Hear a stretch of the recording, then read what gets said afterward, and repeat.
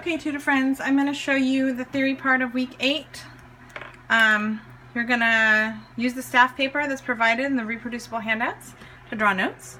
So I'm going to put it up on the whiteboard like this, 5 lines. Make sure you review what we went over in week 7, all the parts of the tin whistle, and then how the notes go up and down on the staff, and they're either in a space or a line to represent the notes.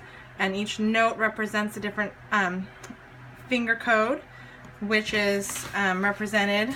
Remember, we showed them that. And the dark ones are the ones covered, and the open ones are the ones that are not covered.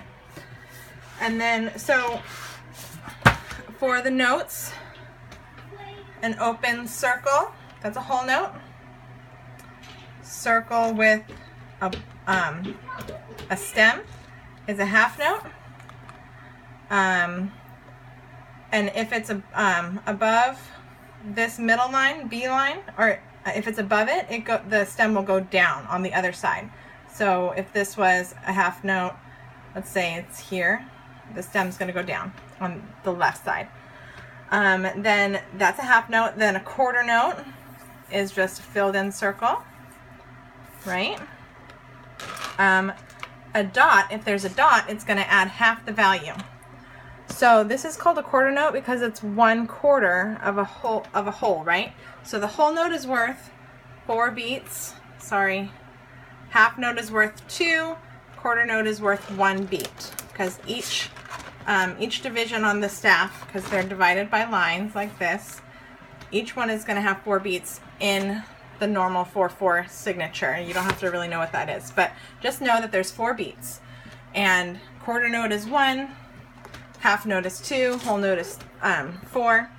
If you put a dot, it adds a half of the value. So if it was a dotted half note, it would be the half note is 2 beats, and then a half would be 1 extra beat, so a dotted half note is worth 3. I hope that makes sense. You guys can ask me tomorrow if you need some clarification. And then if you have a note, say like this, and then there's what we call a flag. I'll show you what a flag looks like. It's like kind of like that. That's a flag. This is an 1/8 note. So it's half of a quarter note, right? So it gets half a beat. Let's see, and then the other way you can write, let's say that these are filled in, and the other way you can write 1/8 notes, if there's 2 in a row, you bar them. That's a bar.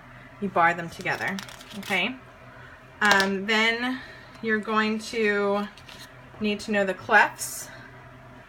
So let's say treble clef, bass clef. Those are the 2 types of clefs, okay?